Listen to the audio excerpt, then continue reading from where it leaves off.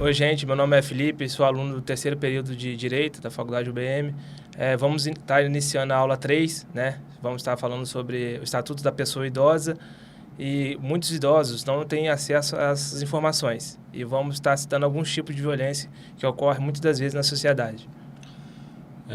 É de suma importância tratarmos desse assunto e nós temos vários tipos de violência contra o idoso.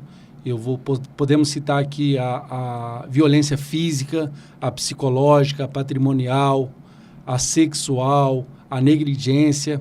Então, falaremos um pouco para vocês sobre esses tipos de violência. Então, quando falamos sobre a violência contra o idoso, nós muitas das vezes imaginamos violências, por exemplo, na questão física, a violência física. Nem sempre o idoso que é agredido ele aparenta marcas dessa agressão. Por quê? Muitas das vezes essa agressão acontece por beliscões, empurrões, e isso acontece muito no seio familiar. E acaba ficando no seio familiar mesmo e fica imperspectível para a população que está em volta, que muitas das vezes não sabe o que acontece com esse idoso. Podemos falar também sobre a violência psicológica.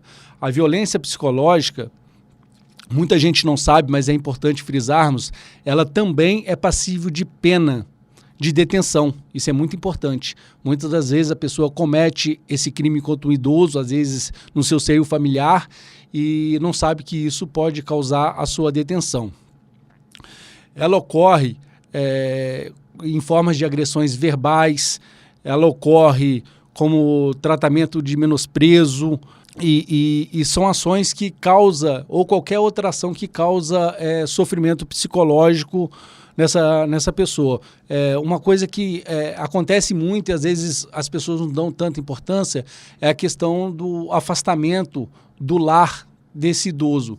Às vezes o idoso não quer sair de sua residência, de repente ele tem toda a vivência naquele local, ele construiu aquela residência e acontece muito de os familiares pegar aquele idoso e colocar numa casa de repouso, alguma coisa, contra a vontade do idoso. Isso causa um dano psicológico muito grave com esse idoso.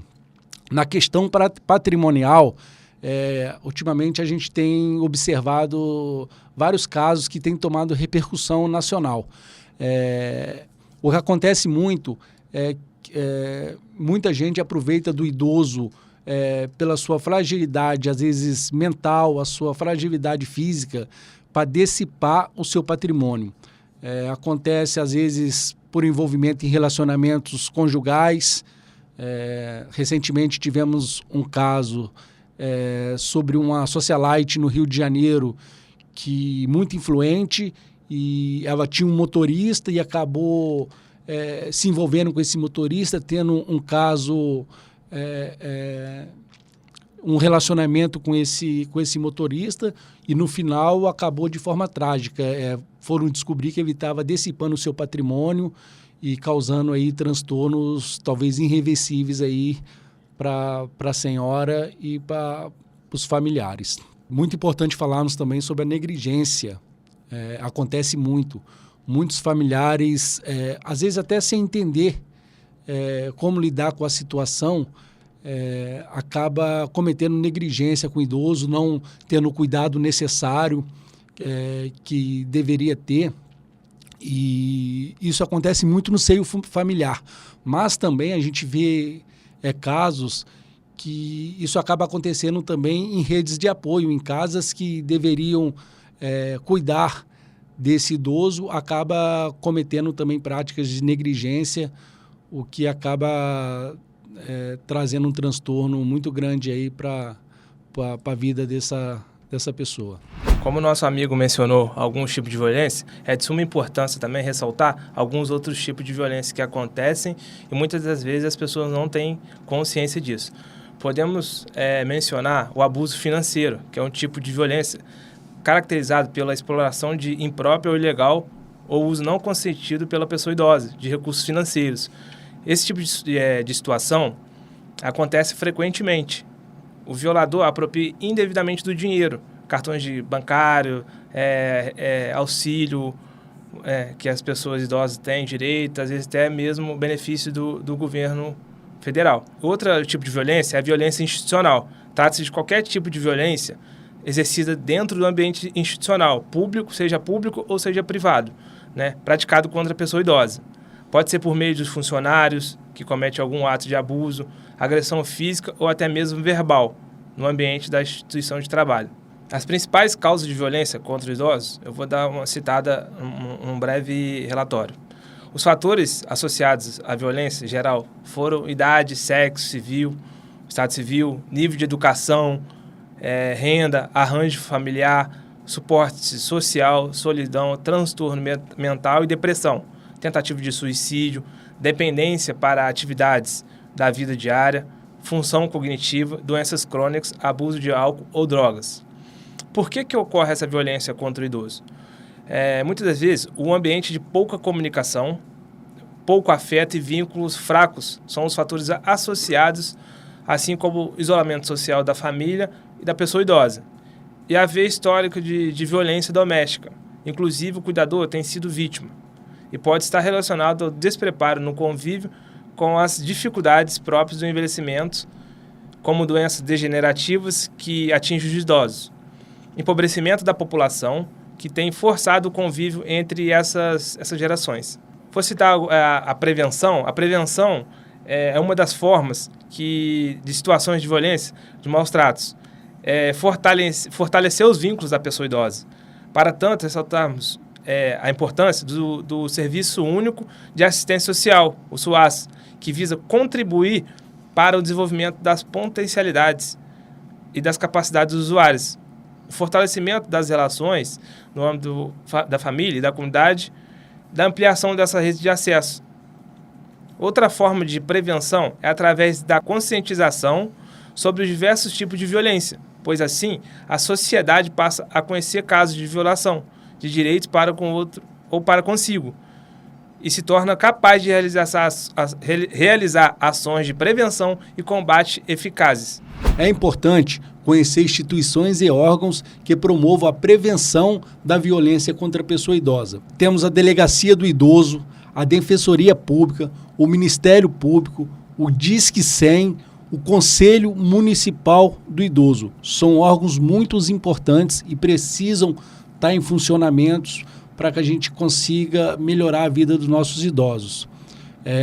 Em pequenas cidades, em cidade de médio porte, dificilmente tem delegacia dos idosos, ficam mais em grandes centros, mas aqui em nossa cidade, a gente tem que pensar em um conselho do idoso forte, atuante, que é ele que vai melhorar efetivamente a vida dos idosos de nossa região. Vamos observar como a senhora Lucinéia relata a sua vivência como idosa. Dona Lucinéia, os atendimentos preferenciais têm eficácia? Quando a senhora chega no hospital, né? E a senhora coloca a pulseirinha lá de preferencial por conta da sua idade. A senhora acha que tem eficácia? Que realmente o preferencial tem preferência mesmo? Eu não tenho nada a reclamar, não. Quando a senhora chega lá, é rápido o atendimento? Rapidinho. Até demora um pouquinho, mas a gente tem paciência, está. Não é nada demais também, não? Não. Esperar não é nada demais também, não. Entendi. A senhora consegue ter uma alimentação de qualidade de acordo com o salário que a senhora recebe da sua aposentadoria? Não consigo, não. Mas fazer o quê? Aí... fazer o quê, né? Mas dá para viver do jeito que tá? Dá para viver do jeito que tá. Mas poderia ser melhor, né, o salário? Poderia ser melhor. Entendi. A senhora tem acesso a todas as medicações e acompanhamentos hospitalares necessários para a sua saúde? Quando o médico receita um remédio para a senhora consegue comprar? A senhora consegue ter acesso e fazer o tratamento necessário? Nem que tiver jeito de comprar, já dá um jeito, porque o comércio vai ficar sem remédio. Sim, verdade, não pode, né? Não pode. Então a senhora tem acesso, a senhora sempre consegue fazer os tratamentos direitinho? Consigo fazer. Consegue? Consigo fazer. Tá. E quais os benefícios que a idade trouxe para a senhora em relação aos direitos como cidadã? O que a senhora achou de benefícios? Benefícios, vamos dizer assim, né? Que é o atendimento preferencial. A senhora achou que tem algum benefício mesmo pela idade da senhora? A melhor idade? Isso não pode. Pela idade. Pode falar para mim. Não achei muito fácil, não. Mas a gente pode reclamar, né? Sim, mas a senhora tem... Como que a senhora tem lidado com a terceira idade, vamos dizer assim?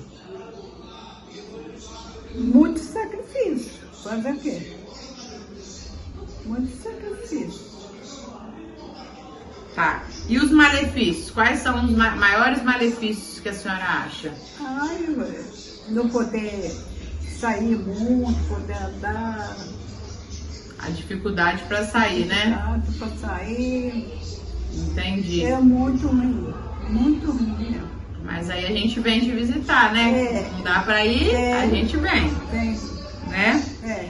No bairro onde a senhora reside, tem implantados programas de saúde, tipo postinho? Tem alguma coisa aqui no bairro que a senhora mora? Ela mora no bairro Água Limpa, gente, em Volta Redonda, tá? Não posso falar mal, não. Posso falar mal, não.